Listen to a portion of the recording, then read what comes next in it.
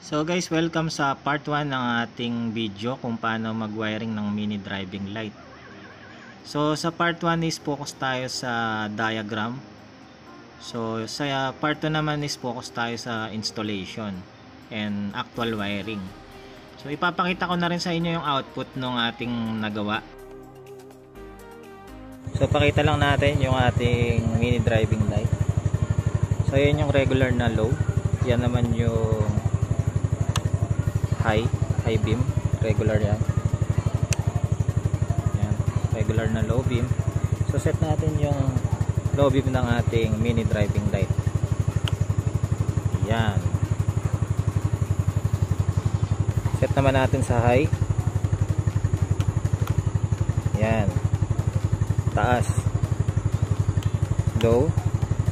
Tapos yung trigger ng combination na itong version 2, itong sa high beam. So pag sinelect natin yung high beam, yan, combination yan. So ang lalabas sa mini driving light natin is yellow and white. So yan, pag tinanggal ko yung high beam, maiwan yung yellow. So ang kagandahan din dito, pag sinet natin sa high beam, then kung gusto natin patayin yung mini driving light natin, is i-turn off lang natin yung switch. Yan. So patay na yung mini driving light. So wala tayong violation sa LTO.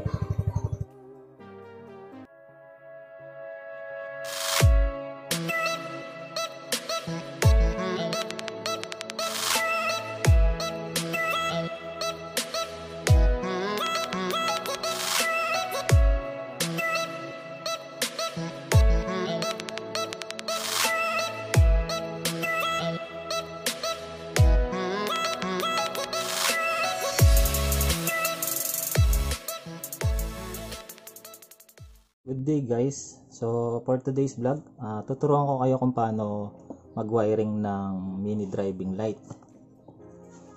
For this example ng mini driving light is version 2. So pakita ko sa inyo. Ito yung kanyang pinaka-ilaw. May socket siya dito. Waterproof na rin to. Tapos ito yung pinaka-balas niya. Ang kaibahan ng version 2 sa version 1, version 1 is 3 wire, version 2 is 4 wire. Ito yung ground nya, ito yung LED nya para sa white, ito yung LED nya para sa wire nya para sa yellow na LED, then ito yung para sa combination. So ang pinagkahibaan lang naman kasi ng version 1 sa version 2 is meron tong combination. So pag switch mo, sabay ilaw yung yellow tsaka white. So hindi ko na masyadong papakita kasi illustration lang ng wiring yung ipapakita ko sa inyo. Pero papakita ko lang din yung mga kailangan natin pagka mag-wiring. So meron tayo ditong relay. Ito for pin relay. So mamaya ko na lang i-discuss kung ano yung silbi ng relay. Socket. By the way, gumamit tayo ng tatlo para sa version 2. I-discuss ko na lang mamaya kung ano yung kaibahan. Malalaman nyo din kung paano yung wiring ng version 1. Siyempre, meron tayong fuse. Meron din tayong two-way na switch. Ito, side mirror type tong ganito. Sa side mirror siya binobolt. Siyempre, gagamit tayo ng wire. So available ko daw dalawang kulay lang. So nasa inyo na yun kung iba't ibang kulay gagamitin nyo. Gamit tayo ng shrinkable tube. Siyempre hindi ko na nasama yung soldering iron tsaka yung LED. So ito yung aking illustration ng wiring. Andito yung mini driving light for version 1. Then mamaya na lang natin ito i-discuss yung para sa version 2. So, pakita ko na. Start muna tayo dito sa susian, ignition. Bali yung magiging trigger natin is pagka nakapatay yung susi, walang flow yung switch. So, pagka nakapatay yung susi, hindi mo ma-on yung mini driving light. So, yung accessory wire, Ang kulay ng accessory wire pag Yamaha, color brown. Pag Honda naman, color black. Pag Suzuki, color orange. So hindi ko kabisado yung sa Kawasaki tsaka yung ibang brand, pero tulad ng mga ibang China bikes like Rusi, mostly ang pattern niyan is Honda yung kanilang reference. So kadalasan black pagka mga China. So Honda yung platform nila. Okay, eto na yung accessory. Connect yan papuntang common ng switch natin. So ito yung switch. Ito yung battery natin. Ito yung negative, positive. Pakikita nyo yung mga sign ng ating negative or ground. Yan na. Kahit dito. Ground. Ground. Then meron ding ground dito sa relay. Yung dalawa.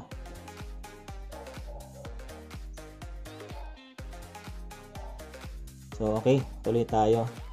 So dito tayo sa switch. Ang low, tatakbo yan dito sa trigger ng low na relay. Ito yung low relay, guys. Then yung high, tatakbo yan papunta dito sa high relay. So daan na lang tayo dito sa taas.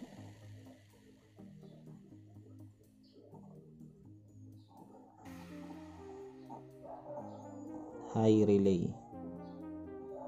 By the way, may number pala to. Kalimutan ko ilagay.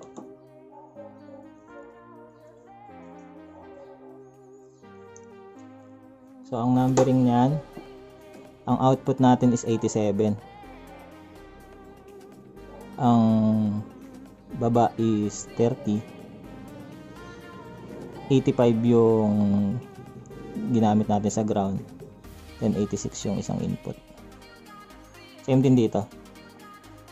86, 30, 85, 87. So ayan, na-connect na natin yung high and low. So usually under na yung trigger. Kaso nga lang wala pang supply. So lalagay natin dito. Tatap natin sa positive ng battery papuntang fuse. Then yung from fuse papunta na yan sa dalawang source ng ating relay. So ito na yung magsusupply ng power. So pag na-trigger na yan, ma-activate yung coil. So ito na yung output ng ating relay. Itong dalawa na ito. Ito yung para sa low. Connect natin itong dalawang low.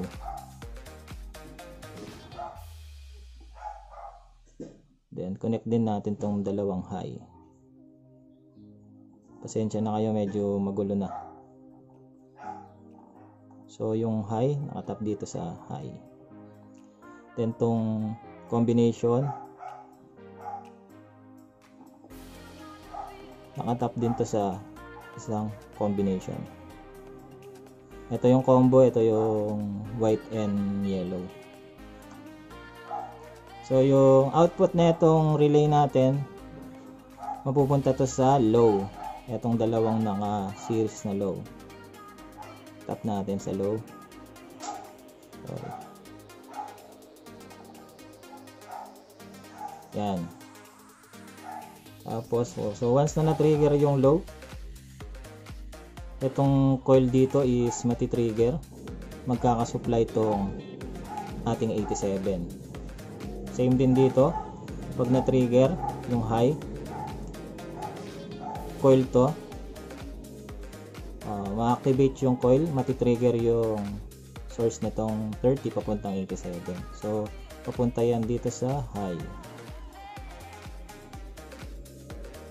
So ito yung wiring ng version 1, no guys. Sa version 2 kasi, ito kasi high and low pa lang to, yellow and white pa lang yung ating nakafocus dito sa dalawa. So hindi pa nagti-trigger yung combination or yung yellow plus white. Ang gagawin natin, gagamitin natin yung left combination switch o yung high trigger. Di ba sa mga motor usually pag ignition pa lang naka low beam na agad siya, di ba? So ang gagawin natin para sa combo pag nagset tayo ng high, then para hindi rin tayo makalabag sa LTO ruling, dapat may control pa rin siya dito. So pag naka-off tong switch ng mini driving light natin, kahit i-high natin to, hindi mag-under yung mini driving light na combination. So paano natin gagawin yon?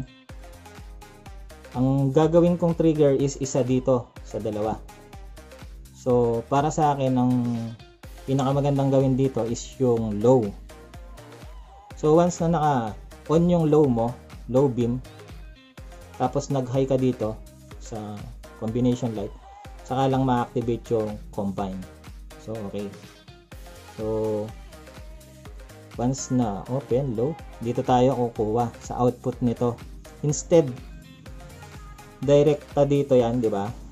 Hindi natin kinuha yung source nitong relay na to, third relay natin dito sa battery, kasi gusto natin dumaan siya dito sa switch.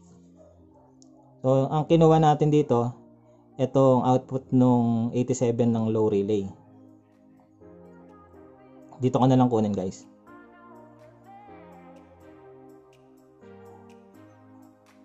Pero papakita ko to sa inyo yung actual na wiring nito pag i-install natin sa motor. So yan. Ito ground. 85 tong ground. 30. 86. 87. So yan, guys. Ulitin lang natin yung relay number 3. Kinuha natin yung source nya sa output nitong low beam nitong mini driving light natin. So pag na-trigger natin yung low, tapos yung high combination switch, ito yung magti-trigger dito sa switch nito. So source yung ating mini driving light na low, source niya yung power nun, tapos yung trigger galing sa high na combination switch dito. Pag na trigger, magkakaroon ng output tong 87 natin. Papunta naman siya dito sa combination na ilaw, sa white and yellow.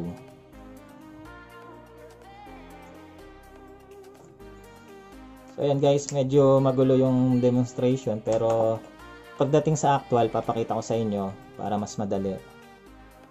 Yung part 2, ipapakita ko na lang doon sa actual.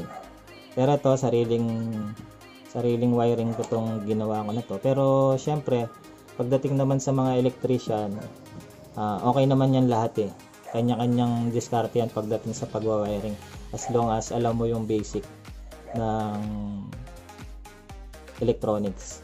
So sa mga may background sa electronics, alam ko mabilis nilang maintindihan to, kasi iba-iba yung diskarte sa pag-install ng mini driving light. So yun, guys, maraming salamat. Pakita ko yung konting clips dun sa part 2 ng video kung paano umaandar yung diniscuss ko dito, kung paano yung sequence ng ating mga switch. Then panoorin nyo na lang yung actual wiring sa part 2. Thank you, guys. Good evening, guys. So bali ito yung, so pakita lang natin yung ating mini driving light. So yan yung regular na low, yan naman yung high beam, regular yan. Yan, regular na low beam. So set natin yung low beam ng ating mini driving light. Yan. Set naman natin sa high. Yan. Taas. Low. Tapos yung trigger ng combination na itong version 2, itong sa high beam. So pag sinelect natin yung high beam, yan, combination yan. So ang lalabas sa mini driving light natin is yellow and white.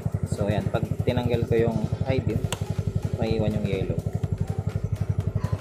So ang kagandahan din dito, pag sinet natin sa high beam, then kung gusto natin patayin yung mini driving light natin, is i-turn off lang natin yung switch. Yan. So patay na yung mini driving light. So wala tayong violation sa LTO.